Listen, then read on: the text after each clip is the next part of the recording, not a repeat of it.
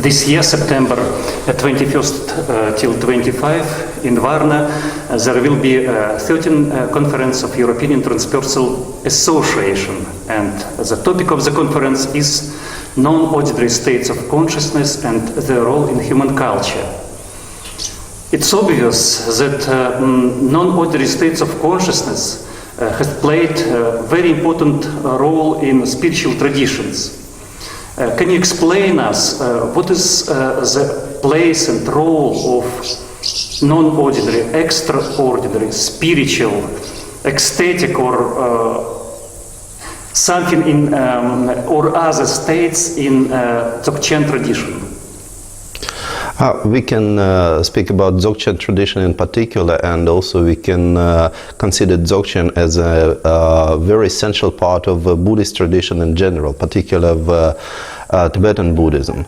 So, and if we are speaking about the place and the meaning of what is called extraordinary or altered states of consciousness in Buddhism, then we should try to remember, to recollect the history of Buddha himself. And what was one of the first discoveries what Buddha did. Because when Buddha left his home, his palace, and he went to become an ascetic, a yogi, then he started to learn, to study these extraordinary states of consciousness of those teachers who could meet at that period in India. And after these extraordinary states, and can this, you give an example? These extraordinary states are states of deep concentration or meditation, which are called dhyana, and basically it relates to dissolution or coming down. Different kinds of mental activities that we have that usually disturb us, that distract us and misguide and mislead us. And when we are conditioned by this mental activity, then we can easily get confused with reality and enter in what is called illusion, which means wrong understanding of our real condition. And what Buddha discovered? When he mastered these states of consciousness, extraordinary states of consciousness, he discovered that in real sense, all these extraordinary states of consciousness do not change anything. That they as such do not lead to liberation from suffering. And he started to search something more deep, something more essential than just altered states of consciousness. And then he came to the knowledge of enlightenment, the knowledge of nirvana. And nirvana is not a state of consciousness. Nirvana is not something like a different state which is not the same as our ordinary consciousness. But nirvana or enlightenment is rather knowledge of our real condition, of our real situation. And when we say extraordinary states of consciousness, why we are so interested in these states of consciousness? And this is very simple, just because we are not satisfied with our ordinary states of consciousness. And our ordinary states of consciousness, our ordinary activity on the level of our body, of our voice, and particularly on the level of our mind, is not satisfying for us. That's why we are interested in different states of consciousness, in different states of mind, in something more interesting, in something more what we call spiritual, amusing, whatever. And the principle, the very important principle of Buddhism is that instead of looking, instead of searching some other states of consciousness, we discover the nature of our real condition as it already is, not looking for something different, but discovering what's already there. I just give a very simple example. Okay. Nowadays, it is very popular what is called lucid dreaming. And what is so special in lucid dreaming compared to ordinary dreaming? Because dreaming as such is our ordinary state of consciousness. This is something we experience more or less every night of our life. And what does make lucid dreaming so interesting? Lucid. It is lucid. And lucid means we know we are dreaming. We are aware of our dream. This is what makes difference. And this is what really makes the state extraordinary, non-ordinary. But awareness or presence also is not something special. This is something we are using in our life, but it is not that all time of our life we are aware, we are present. So if we combine these two things, ordinary dreaming and ordinary awareness, ordinary presence, already we have something extraordinary. We have lucid dreaming, we have aware dreaming. And in this aware dreaming we can discover something, we can also entertain ourselves, amuse ourselves, because we have possibilities that we do not have in our ordinary life, and we like amusement very much, and modern culture is very much based on amusement and development of different kinds of amusements and entertainments. But also we can get some knowledge. But there is no guarantee that if we enter the state of lucid dreaming, and automatically we have some knowledge. And knowledge is something which is transmitted. Knowledge is not something that we create with our mind. With our mind we can create information, we can create description, etc. But knowledge is not something produced by our mental activity. Knowledge is something which we can discover.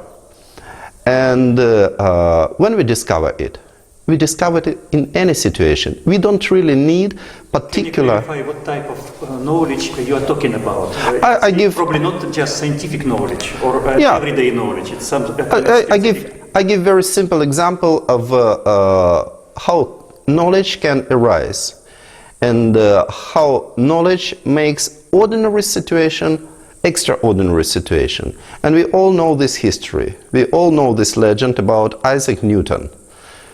We say he was sitting in his garden under the tree, and then an apple fell down, and he discovered gravity.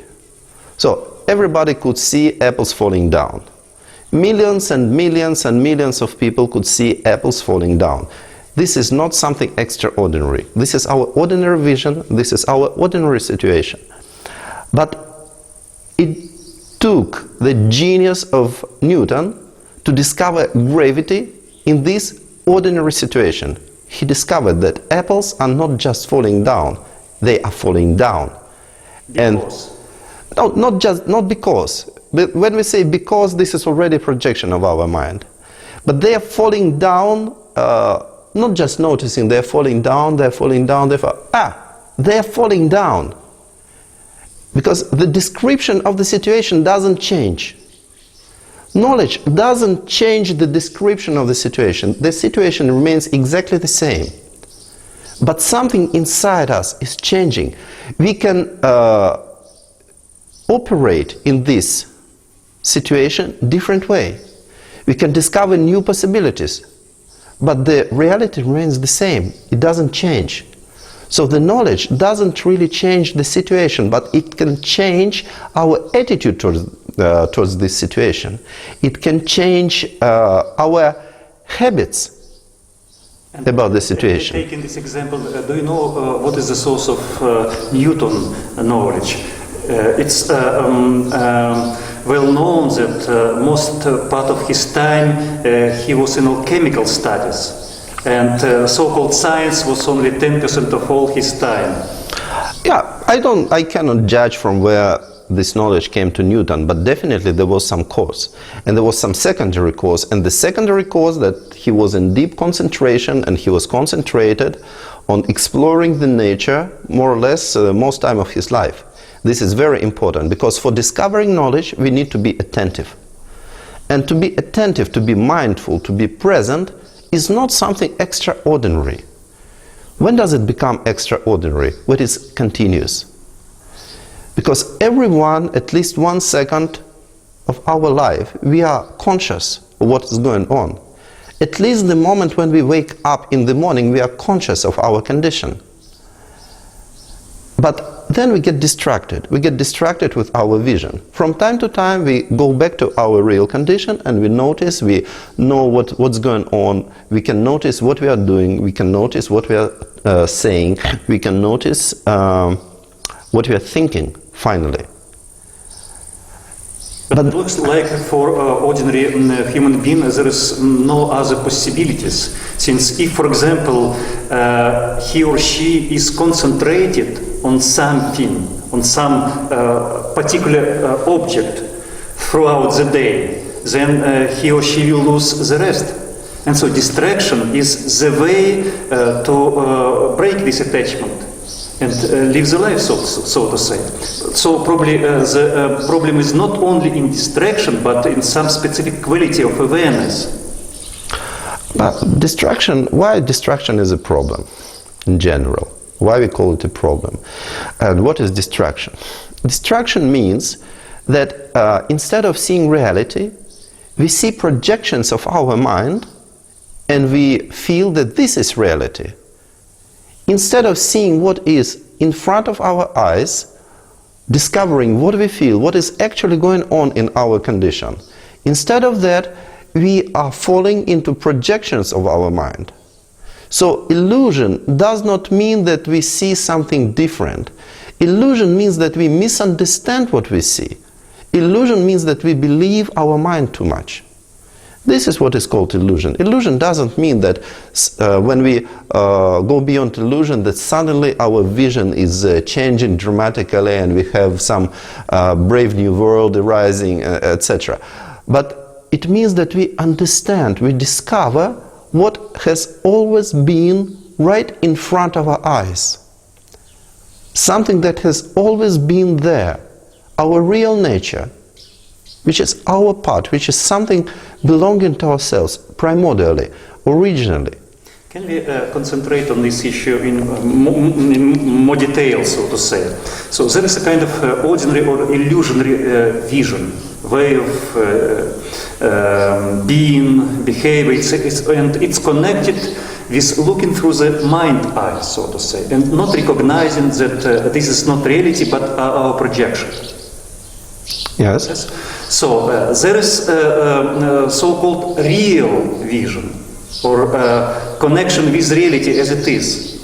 And so what might be steps for human beings from original situation of illusory vision towards more clear, more open, and maybe enlightened vision? But steps are simple, because first of all we need to recognize our real situation. So distraction and looking through the mind side. No, just discovering what's going on. Not thinking about very complicated philosophical matters, which is truth, which is not truth, which is real, which is not real, but discovering where is mind and where is, for example, sensual perception. Because usually we are confusing these two things. And for example, when we want to attend something, to be mindful to something, we can notice what we are doing. We can notice that we charge our organs of senses. We are trying to understand something with the mind, but at the same moment we are charging our eyes. We are bringing tension to our eyes or to our ears. But our process of understanding is not connected with our ears or with our eyes. But for us it goes together. It goes in the same package. And that's why, for example, we can get tired when we are doing meditation. Because what is getting tired? Mind is immaterial. Mind cannot get tired. Eyes can get tired. Ears can get tired. Because of the disbalance of internal energy. Because when we are concentrating, our energy is circulating in a different way. So, when we are concentrating our mind, and at the same time we are concentrating our ears, we are concentrating our eyes, we are concentrating our senses, then we can get tired. But the mind as such does not have this body for getting tired, because it is immaterial. What is mind is not material, it cannot get tired. So, when we discover that there is difference, and we discover in a practical way, because in theory we all know that. But when we discover in a practical way that there is mind, and there are different sense capacities, sense faculties, then we stop confusing these two things, and it's already a big step. And still more, when we discover projections of mind, when we discover how our mind is working. And for discovering that, sometimes maybe we need extraordinary state of mind.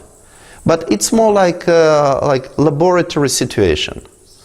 Why we discover things in laboratory, we make discoveries in a laboratory? Because we cut off many distracting factors. We limit our situation and we discover some law. We discover some knowledge in this situation. Why we didn't discover it in ordinary life? Because we were distracted with so many different factors. It's very simple. It's like you have a room full of different things. And even the thing you need is there. It is very difficult to identify where is this particular thing in that big heap of things. But if the room is empty and there is only that thing that you need, you immediately recognize it. So the same thing is with discoveries that we make in laboratory. But when we make this discovery in a laboratory, what we do next? We apply it to our ordinary life. We apply it to our ordinary condition. Because this is the point. It shouldn't remain in a laboratory. Because the discovery that remains in a laboratory is useless. So the same story with the, for example, states of meditation, states of deep concentration. We enter the state of deep concentration and we cut off different distracting and disturbing factors. And we can discover some knowledge. But this is not guaranteed. This is not granted. The same as in scientific research. Even you do perfect experiment. This we are doing with the help of mind, using our mind. We are concentrating our mind. We are concentrating mind. So we are using mind to discipline the mind. Yeah, in some way we are using mind to discipline the mind. But what does it mean to discipline? What does it mean to concentrate? It means that our mind remains perfectly at the same place. It's not wandering everywhere. It just remains at the same place.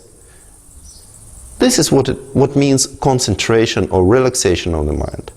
And for example, if you read not Buddhist texts, but like ancient classic yoga texts, like Patanjali Yoga Sutra, and in the chapter about concentration or samadhi, Patanjali is explaining that if you perfect this capacity of mind, being stable, being at one state, being remaining at the same object, if you observe some kind of object, then you recognize qualities of this object, you recognize the condition of this object, you recognize the nature of this object.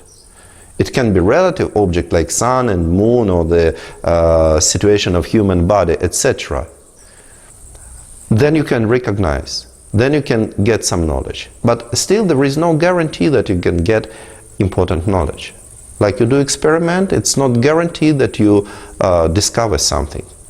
Because for discovering, you need something else. Sometimes you need some kind of introduction. Sometimes you need that someone is introducing you to this knowledge, making you change your focus of attention. And then you notice something that was always in front of your eyes, and then you discover, oh, how could it be that I didn't see it before? It was always in front of me. I always knew that. And usually when we do discovery, we discover something that we always knew. So when we say like enlightenment or nirvana, etc., it's not creating something new. It's not discovering something that was not there. It is discovering what we have.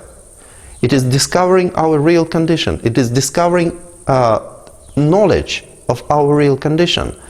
And in this way we can discover that our states that we usually call ordinary states are very useful, are pleasant, are full of knowledge, are full of satisfaction. And when we discover this, then we have absolutely no interest in some other special extraordinary altered states. Why? Because we are already satisfied with what we have. We are already happy. Why we are searching for extraordinary states? Because we are not happy. If we were happy, we wouldn't look for anything. We would be just enjoying our condition as it is, our situation as it is. So, that might be another reason. What is beyond ordinary realms, beyond ordinary experiences, so to say. So a kind of passion for knowledge. Yeah, but this is not really passion for knowledge. This is passion for impressions. It's not very much different from idea of traveling around the world.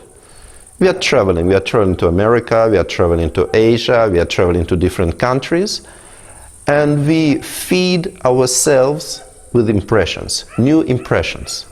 And of course, on the relative level, we get some knowledge, some information. We understand that in this country situation is like this, and that country situation is like this. But in real sense, it doesn't change much. We can enjoy this process. This is a different thing. If we enjoy this process, it makes us happy. This is wonderful. By the way, in transpersonal psychology, the most important meaning of non-ordinary states is to make us free from cage of perception we are living, being attached to one particular world view, so to say, connected with me, my ego. And people usually don't suspect there might be other possibility of vision, much more, so to say, bigger possibility. And the meaning of non-ordinary states is to show exactly on your situation, the cage we are living in. But then, if we now have experience that we were living in a cage, we had to start next stage. And this stage are mostly connected with world spiritual tradition, since they are connected with path, not with the initial diagnosis of situation. So I completely agree with you.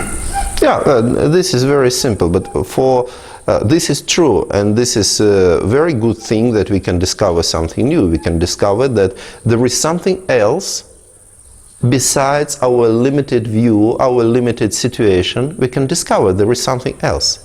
But when we already have discovered there is something else, then we can discover there is not only one different thing, can be two different things, there can be three different things, but the nature is still the same.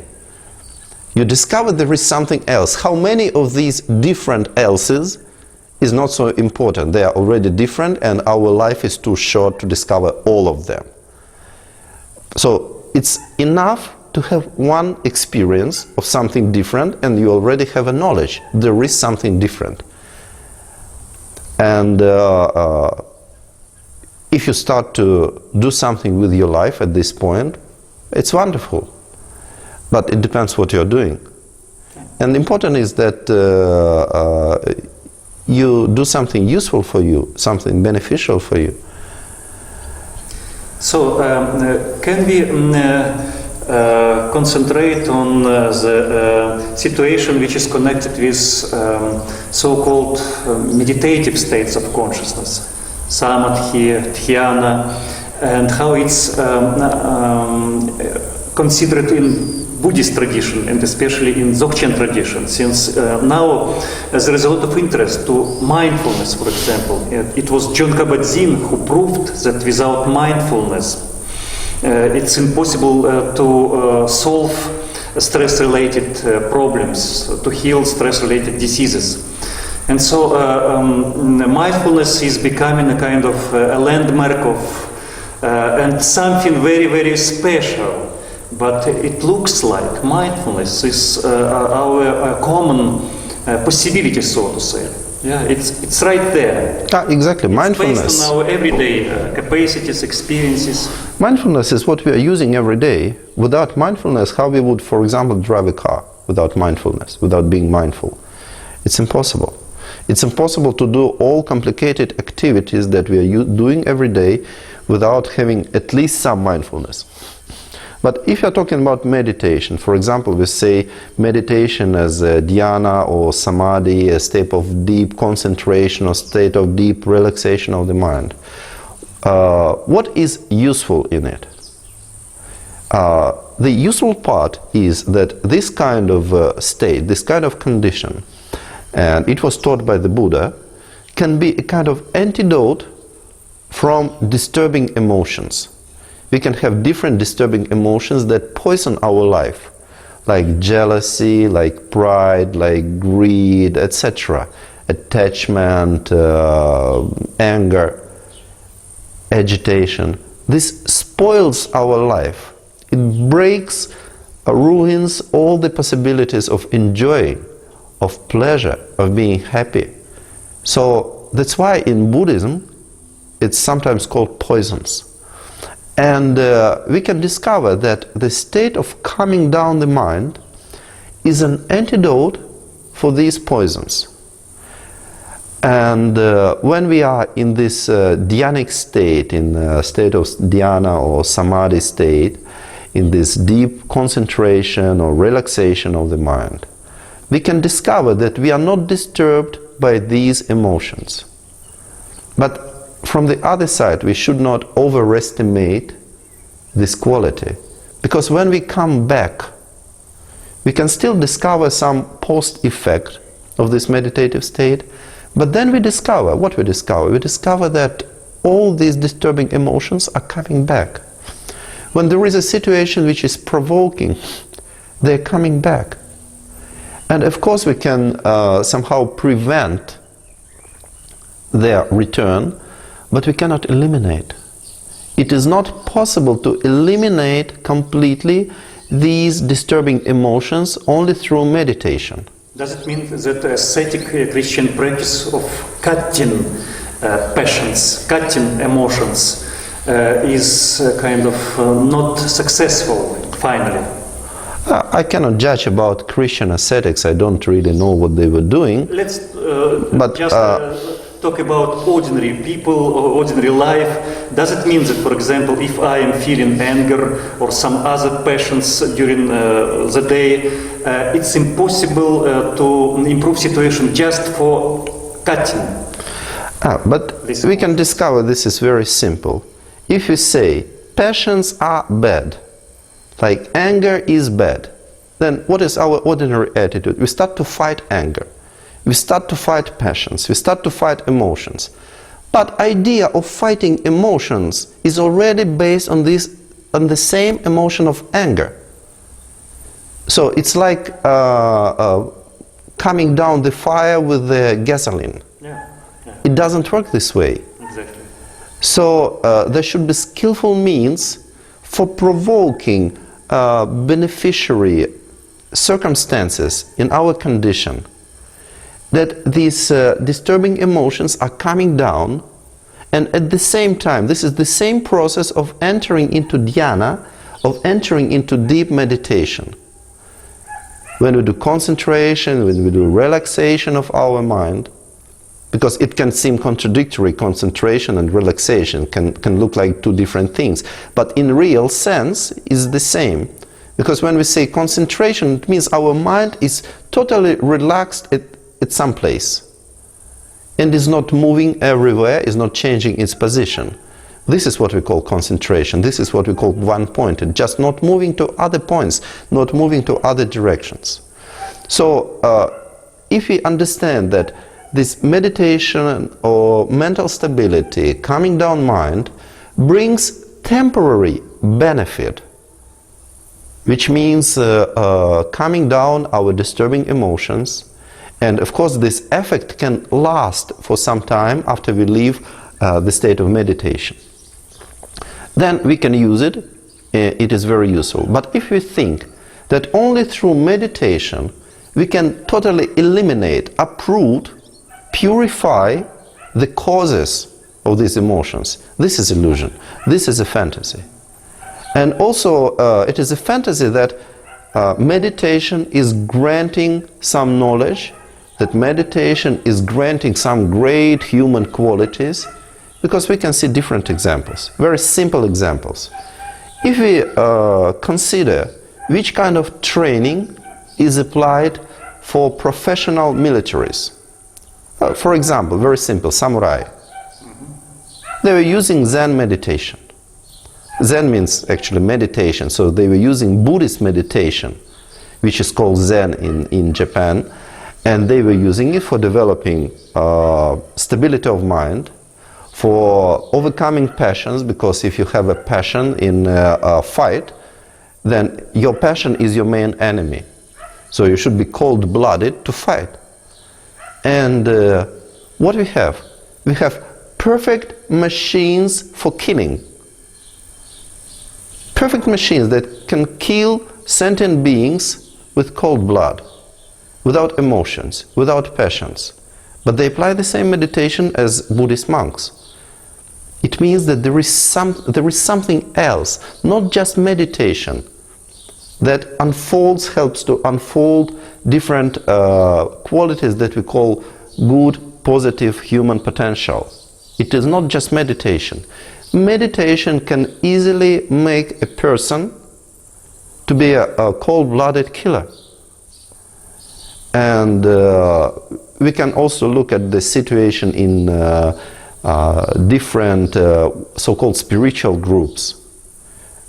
It doesn't really matter which kind of spiritual tradition they claim to belong to, but what we can see, we can find all possible situations of abuse existing in these groups. And who is making this abuse? The leaders. And the leaders definitely have very good capacities in meditation. That's why they have this charisma. That's why they can attract students to study meditation. So it means that if you just do meditation, it doesn't change your human nature. It doesn't change your tendencies. It can shift somehow the focus. It can change a little bit the statistics of manifestation of different tendencies in your life. But it doesn't really change, it doesn't change your nature. And what is changing is knowledge. First of all, knowledge is changing. Because if you discover the situation that you can discover that actions that you usually do are useless, that they do not bring the result you want to receive. And you can discover that the result is already there. By action, any actions, studies, conference, research, or some particular actions? Well, it can be any actions. Because why we are doing action?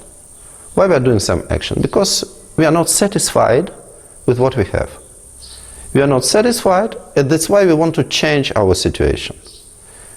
And we're changing in some direction, so we have some idea what we want to get. But in this view, action, spiritual actions, for example, receiving spiritual teachings, visiting retreats with spiritual masters, is it a similar type of action or another type of action? Absolutely the same.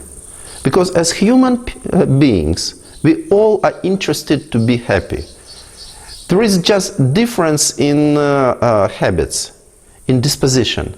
Some people are trying to become happy through killing other people. Some people are trying to become happy through receiving spiritual teachings and doing meditation. But the root urge, the root motive of these two actions is exactly the same. I am not satisfied with my condition as it is. I want to change it. And I find different ways to change it. And sometimes it brings satisfaction, but mostly it doesn't. That's why we say many people are entering spiritual path. But we never say how many people are leaving spiritual path. How many people are stopping doing meditation. No one, I think, ever did such statistics.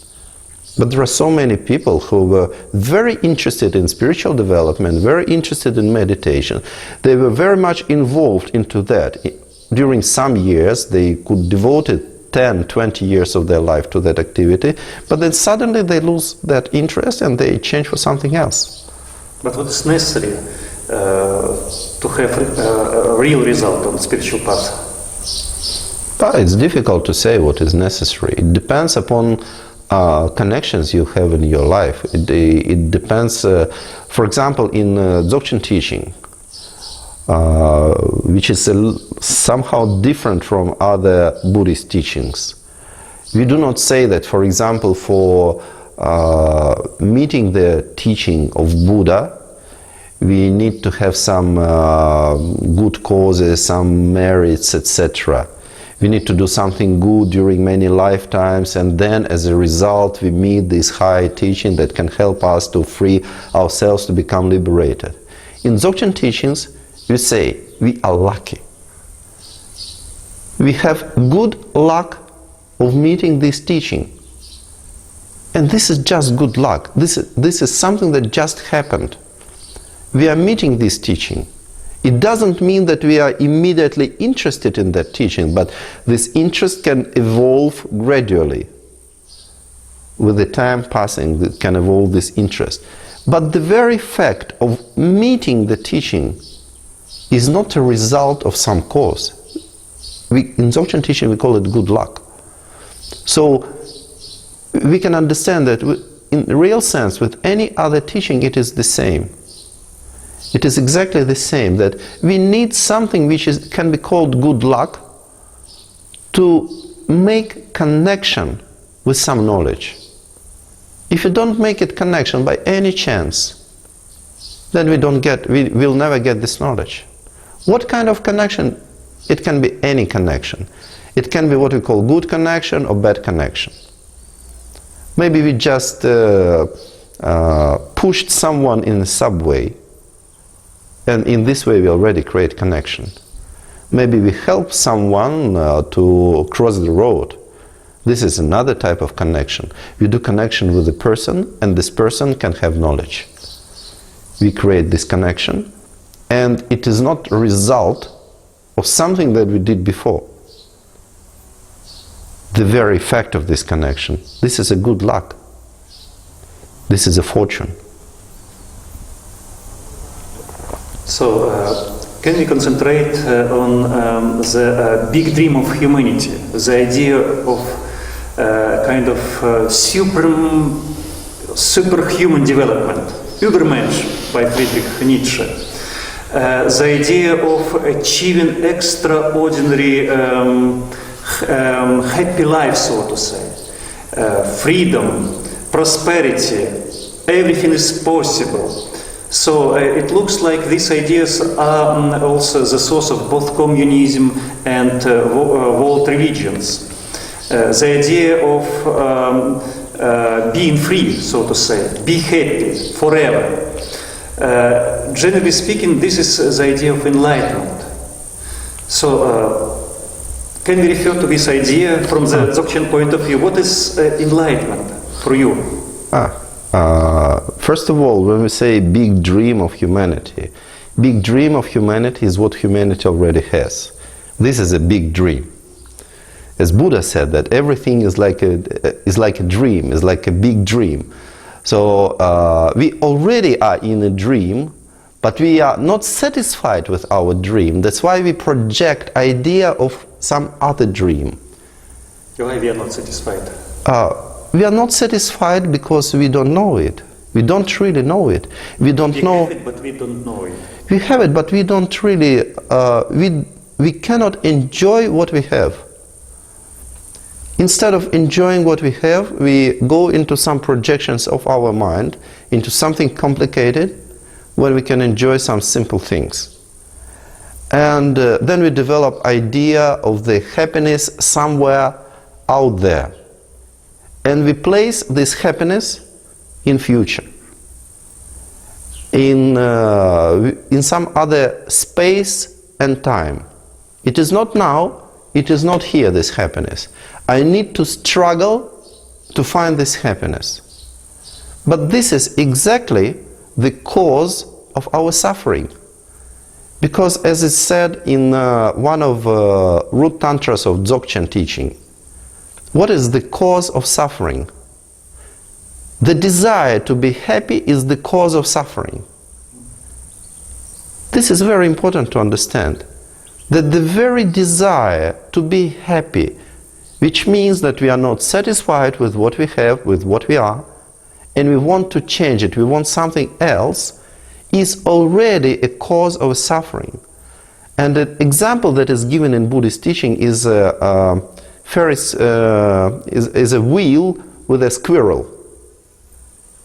So the squirrel is running, wants to get out of the wheel, and that's why it's running. And the more it's running, the faster the wheel is rotating. So the bigger problem the squirrel has. And as it is explained in Buddhist teaching, in Dzogchen more openly, in other Buddhist traditions, it's a more indirect way to present this knowledge, is that our very desire to have happiness somewhere there, in some future, is causing our troubles, is causing our problems, is causing our sufferings. And in some way, when we relax and we discover our situation, we can discover that we already can enjoy. We have so many things, so many possibilities to enjoy. Instead of that, we are looking for some enlightenment. But how we can look for enlightenment, for example? Somebody says, I want to become Buddha. Yes. Yeah. But then, what is Buddha? What does it mean? Do I know what is Buddha if I want to become a Buddha? No. Because for me, Buddha is just idea. And how I understand this idea? According to my life experience. Through my mind. Yeah, I project the idea of a Buddha and I want to become this idea. But it can never happen because I cannot become my idea. I can be only what I am. And for really knowing, really wanting to get something, we should already have some knowledge of what we really want to achieve. Because, for example, I say, I want an ice cream. Now is hot weather and I need something sweet and cold. So I want an ice cream. But why I want ice cream? Because I already know this experience of tasting ice cream. I know perfectly this pleasant feeling. And I want to repeat it. That's why I want ice cream. And for example, if someone is proposing me, but would you like, for example, sushi? And I never tasted sushi in my life. I say, I have no idea if I want it or not. Because I don't know how it tastes. I don't know the effect. That's why I cannot want it. Why I can have idea of wanting this? For example, if I have idea of tasting something new, then I can like idea, I can like experience of having something new. This is what I really like. But this is something I already know, because feeling of tasting something new is already familiar to me. So if we discover on simple examples, when we want something, what is the base of this wish? What is the base of this desire to experience something? We can discover we want to experience something just because we already are familiar with this experience. We already know this experience. Maybe we don't remember this experience, but we already have this experience. Does it mean that we are looking for enlightenment since we already have experience of enlightenment? We are looking for happiness, basically. We are looking for something good. And we have idea of enlightenment as something good. Connected with good, yeah. Yeah, connected with happiness. But it means that we already have experience of happiness. We already have experience of bliss. And this is true. Everyone, at least one single moment of our lives, we had, from time to time, we have experience of bliss, of pleasure, of happiness. We cannot say that we are suffering 24 hours a day. And for example, if you consider the cause, relative cause of our existence as human beings, because we don't know how is spiritual situation and spiritual quest of some non-human beings. We can have different projections about that. There can be like fiction movies or some books about that, but these are just fantasies. But we can know our situation as a human, and we know how we came into being. We came into being through the union of father and mother. And in the union of father and mother, there is something connected with bliss, there is something connected with pleasure. So, what was the very first moment of our existence as a human being? It was a moment of pleasure. It was experience of pleasure. This is the first experience of our life. So we know it. But then our mind starts to work and we lose access to this experience, and this is what we are looking for. We are looking for happiness. And we call it enlightenment, or we call it happiness, or we call it pleasure, or we call it sex, whatever. Whatever goal we put in front of ourselves, whatever goal, the nature of any of these goals is the same. We want to experience something that we already know. Not knowing intellectually, knowing how it is called, how it's structured, etc. But we already have this experience and we want to repeat this experience. And when we want to repeat this experience, we are losing capacity of recognizing that we already have direct, unimpeded access to this experience. And if we in some way relax and discover our real condition, we can get this access without trying to be happy in future, in some other place, or maybe not even ourselves, but our generations, like our children or grandchildren, will become happy, but already being happy. Without a lot of money, without a lot of resources, big cars, fashion, closure, so to say. Yeah. So we have all potential for being happy. We have potential. We have potential because we have, for example, we have this human body. And so what prevents us from being happy? Because we don't understand the nature of happiness. This is illusion. We have idea that objects can make us happy. Different kind of objects. This is what is called dualism. Dualism of subject and object. We believe that there are objects outside of us, and these objects can make us happy. And if you say we become a spiritual person, then we start to believe that there are some objects or states inside of us, and these states can make us happy. So some people, we call them extrovert people, they're looking for happiness outside. Happiness coming from external material objects. But what we can call introvert people are looking for happiness inside and expect happiness to come from some special states of mind. And from the Buddhist point of view, both are equally wrong. Because the happiness is not coming from an object, be it external object or internal object. But happiness is our natural condition, and we need just to discover it. And when we discover, whatever can bring happiness.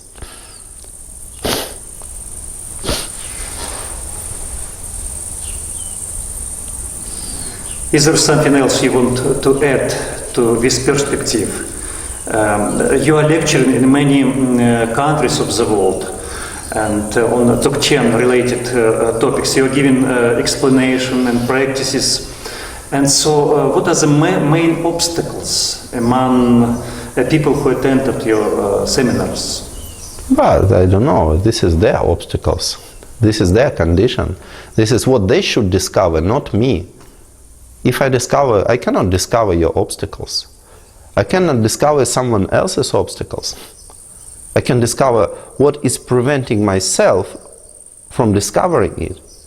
And when I discover what is preventing me from remaining in this knowledge forever, because it is not enough to once discover something. We should maintain this knowledge. You know, this is very important. In general, in our culture, it is important. It is not enough just to obtain some knowledge, but it's important to maintain it, to preserve it, to continue with this knowledge. So the same with the knowledge that we can call spiritual knowledge. It is not enough to experience something special once in our lifetime, and then till our death we are telling to everyone, oh, when I was young, or when I was like 40 years old or whatever, I experienced this, I get some knowledge, and it was the main event of my life. It cannot be main event of my life in the past. Main event of my life is now. Whatever happened before, it doesn't count. Main event of my life is now, and for this I need to maintain my knowledge, to maintain it fresh.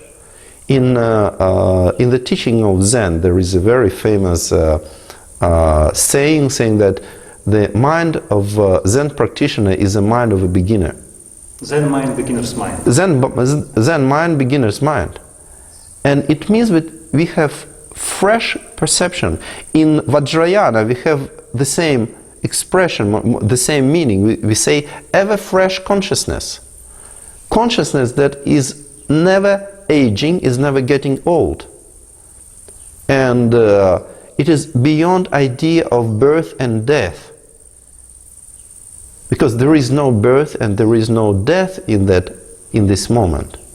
There can be idea of birth and death, but there is no actual birth and death. And in this way we say this consciousness or this awareness is ever young, but not it is young like it is 16 years old, we have idea of youth. But it means it is not aging, it is not getting old, it is not changing its quality, it is not losing anything. So, this is important to maintain the knowledge. Not just obtain, but maintain, to continue. And another important thing, we can say that obtaining knowledge is number one, and maintaining knowledge is not number two, but it is number three. And there is one more important point, number two, because this knowledge should remain knowledge.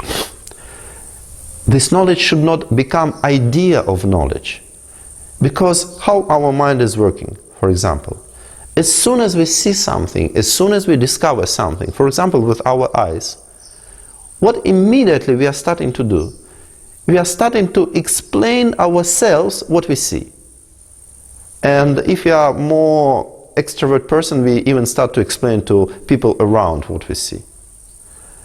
But mainly we start to explain, to describe what we see, what we hear to ourselves. But why we are explaining it to ourselves? We already know this. We already see it. Why we need this explanation?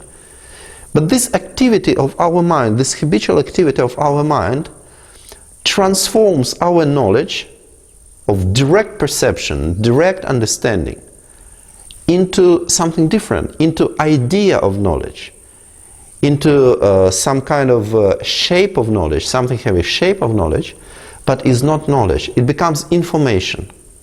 But we deal with this as if it were knowledge. And we can notice that when we understand something, which means mental level, because seeing is a level of consciousness, of senses, of sense consciousness, and understanding is mental level, but then we do exactly the same. Instead of remaining with this understanding, our mind is immediately transforming this understanding into idea of understanding. It's immediately transforming it into some kind of theory. It can be very simple theory or it can be elaborate theory. It depends upon our education, about our habits, etc. But the principle is the same for everyone. As soon as we recognize something, our mind is immediately wrapping this knowledge into some shell. And we have idea. We say, I understood something, but what I understood? Something that I can explain, but knowledge cannot be explained. How can you explain knowledge of riding bicycle? You can ride bicycle, but you cannot explain this knowledge. Or you can swim, you can know how to swim, but you cannot explain this knowledge. Both things you cannot explain, but also you know the difference between these two things. You perfectly know that riding bicycle is one thing and swimming is another thing. But as soon as we understand something, as soon as we discover something, we immediately exchange our direct, raw, fresh knowledge for some intellectual understanding. And this is a very strong habit that we have. And if we have habit, then the knowledge remains in the past. It is not with us. Idea of knowledge is with us. We cannot eliminate this idea from our mind. We cannot erase it, this idea. But the knowledge is not alive. It is not present. So, as soon as we get knowledge, it's important that we notice our mind's activity, how our minds is exchanging knowledge for idea of knowledge. And it's important not to become conditioned by this process. The point is not that we block this process. Because blocking means that we are struggling with ourselves, we are fighting with ourselves, we are fighting with our mind. We're trying to make our mind something different. We say to our mind, oh, you shouldn't discuss it. But this is impossible. In Dzogchen we are not changing anything, but we are discovering what's going on, and when we discover, we can be free from that. We can be not conditioned by this process. So we discover directly any kind of knowledge we discover, then we take care that this knowledge is not becoming idea of this knowledge. And then we take care for maintaining this knowledge, just remaining in this knowledge, maintaining this knowledge with us, alive, fresh, like the first time. So this is basically what we can do with knowledge.